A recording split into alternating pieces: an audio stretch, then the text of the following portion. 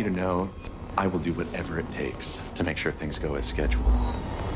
Oh my God. I'm so like totally excited. I could just die. It's a bonkers crazy film. So the first thing that I've got to ask you is where on earth did that idea come from? The idea came from some place very silly. It was, so Patricia Gomez-Slatar, who's the co-writer and co-producer of SLAXX, and I have been friends since we were really young. And we were on a road trip with a friend of ours, and we were just irritating each other, repeating over and over words that we all hated. And our mutual friend hates the word slacks. So Patricia and I would like torture her by going, slacks, slacks, slacks. And then it just naturally, of course, came to sound like a pair of killer pants, as it would in anyone's imagination. So that's how it started. The concept really started with this joke, and then we wrote a draft, and it really wasn't good. And we wrote another draft based on Patricia's retail experience, but there was still something missing. And then we rewrote a new draft with the social commentary angle, and that's when the film really took off. So it seems like it would naturally have sprung from a social commentary, but no, it sprang from a joke. No, but I mean, the concept of the whole idea just sounds very out there, very dodgy B movie. But then when you actually watch the film, no, I don't mean that in a bad way. I mean, just the concept. I know. But then once you get into the film and you kind of, you experience it, it's a completely different, I mean, it's out there, but at the same time, it really has a lot of things to say, and it really kind of pulls you in. And unlike most dodgy B movies that are out there. The first draft was really like that. It was like a one-note joke. But we knew, like, people were like, come on, it's a great idea, but there has to be more to it. So when we rewrote the last draft, the last draft really naturally became a social commentary. So I wasn't trying to think really hard about how to make it be beyond. It's like the idea, it's like as if the idea of SLAXX knew where it had to go, but it was waiting for me to catch up. So when I caught up. Wait, she's not catching up now. Oh no. All of a sudden, it really. All right, am I on now? No, you're on now. You just got to. You said you were just catching up, and then it cut out on you. Yeah. Oh, so the idea caught up to me. I had to catch up to the idea, which was already knew where it had to go, and it's just I had to catch up to the idea. I'm imagining this is one of the kind of bizarrest scripts that you've ever received, and definitely I imagine you've never had a script about killer pants come to reach your desk before. Now, what was your initial reaction when you not just when you'd read it, but before you read it, and then once you read it? Go ahead, Romain. All right. Thank you. I first thought, what the hell is this? What is going on inside my head? But no, seriously, it was a weird first read through. When I received it, because at first my audition was actually a self-tape. Right. So I taped myself at home and sent it, and I was just like, you know what, it's not that I'm not gonna put any effort into it, but if I don't get it, it kind of hurts less, because what the hell is this? But at the same time, I'm so happy I got it, because once you understand it, and once I really read it and I really talked with Elza, I understood what she was trying to do. But my agent was like, we have this movie about a pair of killer pants. And I was like, wait, hang on, what? And then she was like, okay, just do it, and then we'll see. And I was like, fine. So I did it, and I sent it, and apparently the quality was shit. But the quality of the video, not the quality of the acting. No. Not the quality of like what I was, because I was really taking it seriously, but it was like 9 in the night, and it was so. Anyways, I sent it, and I thought, whatever happens, happens. And then they called me back, and they were like, oh, it was nice, we want to see you again. And I was like, oh, really? And then I went to the audition, got there late because I got the time wrong, and then did the audition and saw that there were all these cool ladies waiting to meet me there, and just like, we're doing this movie about this crazy idea, and we're just a bunch of girls who are ready to have fun. Are you in? And I was just like, yes, I'm in. Of course I'm apartment? Are you kidding me? And so when I got it, like not even 48 hours later, I got the call saying, oh, it worked out, it's great. I was really happy because I thought, you know what, it is a crazy idea, but think about the fun you're gonna have. And then we did it, and I saw how it looked, and I talked with Elza, and then I understood completely like what she was trying to do, and I caught up to her. And you are? Libby. You are here for the new collection turnaround. This is such an important night for us. It was that moment reading the synopsis in the email at first, going, you know, but to its credit, then when you start reading the script and you go, oh, that's actually really funny. Oh, that works really well. Oh, I see what's happening here. Oh, this is, and for me, you know, it was kind of a different opportunity because the film was so out there. Like I didn't have to kind of stick to this kind of like realistic normalism, low stakes American drama that is so prevalent in film and TV here.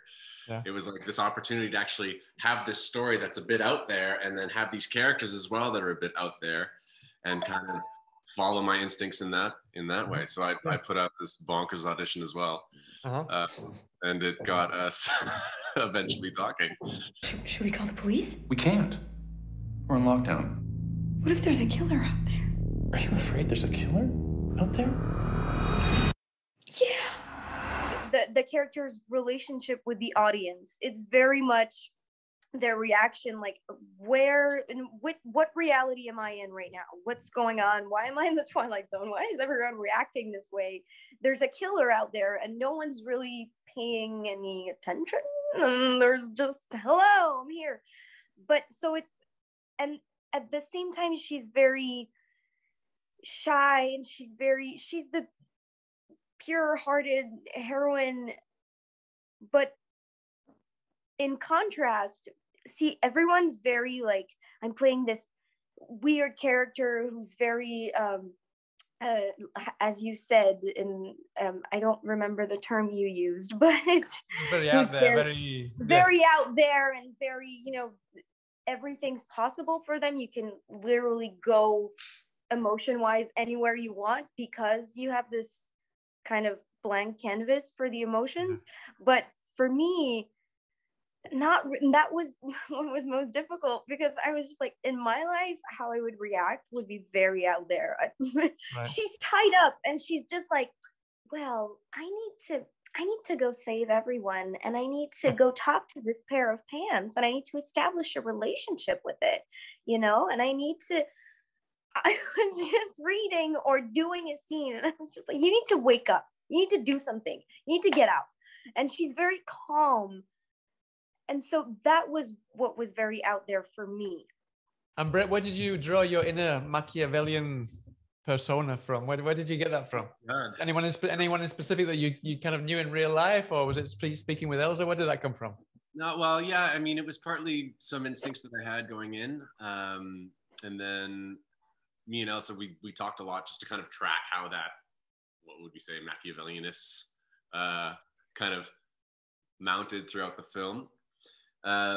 But yeah, I've also worked in retail, and I've worked in restaurants and in like corporate restaurants. So you can quickly see those people there that have really drunk the Kool-Aid and are just kind of an extra energy level above everybody else, kind of with the rhetoric of the business always in mind. And it's kind of like, oh my God, like you're just way too serious about this. And like the rest of us are there doing, like, you know, as in the film, like everyone is there, it's their part-time job, they're kind of doing these things as they're building towards something else in their life.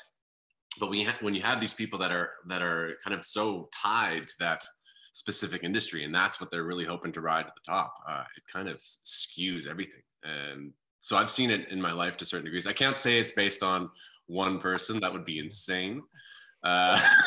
It's time to spill the tea. Now we want to know. It was Mike from no, it was just like, yeah. So it's just a few different amalgamation. Oh yeah, yeah, exactly. A few different people in a realistic sense, but then also just like what was dictated in the script of where this guy had to go and what his motivations really were, and that was a lot of conversations with Elza.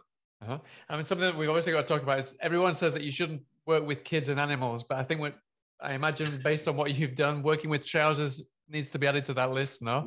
Yeah. So we had to work really hard with the special effects team to create these pants that could emote. We worked with a puppeteer. So as with any actor, I would talk to her and we would go through the scenes and I would give her notes and stuff.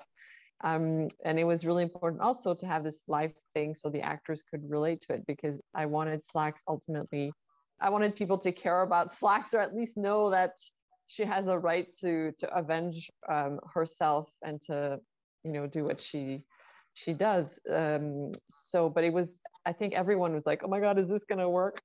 Yeah. And in the end, it did, but we didn't really know until we saw the film cut together. Even when we were shooting it, we could tell that it was going to work, but we didn't know if the emotional attachment to the pants would work. And luckily for most people, it has. Yeah, you know, there's a scene that was cut. There's a scene that was cut from the movie that I'm literally, it was the scene where I was closest to the pants, because there is eventually the scene at the end where I cry and I ask, but I wasn't actually talking to the pants. I was talking to a pole. So it was just, that's not different. But there was a scene where I was trying to, she gets herself down and then she kind of crawls towards the pants, trying to reach out to her, to Kira, literally. She's not reaching out to and it's the first time that I knew I was talking to a pair of pants, but I also kind of realized that it would work, because I thought, oh my God, they're so cute. They're so, like, with the eyes and the pockets, and it worked so well. And it was so easy for me to step into this scene and just try and kind of communicate with this pair of pants, and it wasn't crazy. And that's when I knew this is gonna work. The jeans are not gonna be the problem. If there's a problem, it's something else, where it's like the effects that come after or whatever, but the pants are not gonna be the problem. Jeans that automatically adapt to your body size. The Super Shapers! I really thought of it like an animal, like how could an animal or an insect behave? That wasn't a bird, so it wouldn't fly. That like how could it move? And that was my starting point. So it didn't go in a supernatural way, because to me, an animal or an insect, and not a flying insect, not a bird, like I said, like a crawling insect. That's how I imagined SLAXX to move. And I did want it to set limitations, because then it gets boring if there's no limitations. It can do anything. Oh yeah, it is, because especially when the kind of the bottom parts of the trousers came up, I was worried that maybe it was going to start flying around like Superman or something. But no, you kept it quite grounded. So yeah, I don't want to give anything away about the end of the film, but because you've set up these laws and these things that the pants are driven by, have you considered maybe taking this any further, or is this just some project that you wanted to do a one-off and then try something else? Yeah, really a one-off, because to me it's a social commentary, and so it's done its commentary. I can't imagine. I mean, I have other projects that deal with different facets of the same thing, like revenge of things that get taken advantage of by humanity. So it's really about revenge. I mean, that's when I'm writing with Patricia. It's like a tree revenge movie. Right. And then otherwise, Patricia and I are developing a vampire TV show. It's really a comment about modern alienation and individuality run amok versus more communal way of living. Oh, with vampires. Wow. And then I'm with another friend. I wrote a French language possession script about a middle-aged lady who is dying and must figure out a way to not die, and shenanigans ensue. using a very violent yet hilarious ghost's body. Not ghost body, ghost soul. You got plenty lined up then. Currently, I've been doing some video game stuff, which is video games. All right. Bizarre, like performance capture. This past fall, I had a chance to do some English TV and some French TV kind of back to back. So there'll be one show coming out here in Montreal where I'll be playing a main role in French, which was a new thing. For me, have I done something in English? I don't think so. It's not a competition. No. No, but I was thinking, we're not in the film anymore. doing a video game as well. I've been doing a video game as well. But yes, a really great character in a video game. But it's so long a process that it's been almost 2 years that I'm on this project, and I have no idea when it's gonna come out. But it's a lot of fun, and also just a lot of French TV, very French. It's a lot of fun. We shot in Quebec City. So during the winter, it was really beautiful. It was something that we were supposed to be doing back in March of 2020. And then at the third day, I think we got cut off on the day that they closed the borders. And so we saw that on the news and we were just like, okay, so we'll see each other again next year. Okay, bye-bye. So we came back, we actually did it a year later, and now we end in March. But it's very Agatha Christie-like. It's very fun. It's La Faille, season 2. So it's a different, it's always une enquête policière. It's criminal investigation. Thank you. And so it's a different one this year, but it's a lot of fun because my character has in Cannes, has a cane, a walking stick. And so it's very fun it's the first time that I have to like physically change my way of acting for like the whole thing, because she walks like this. She has like a cut off leg. So that was a lot of fun. Brilliant. Well, listen, guys, thank you so much for your time. I really appreciate it. Thank you so much. And best of luck with the release on Thursday. Congratulations on the release. And I hope to speak to you about something sometime in the future. Yeah, thanks, yes. All right. All the very best. Take care then. Thanks so much. Get ready for SLAXX. Okay, so we know 2 things. It loves Bollywood music, and it has a bindi on its forehead. SLAXX.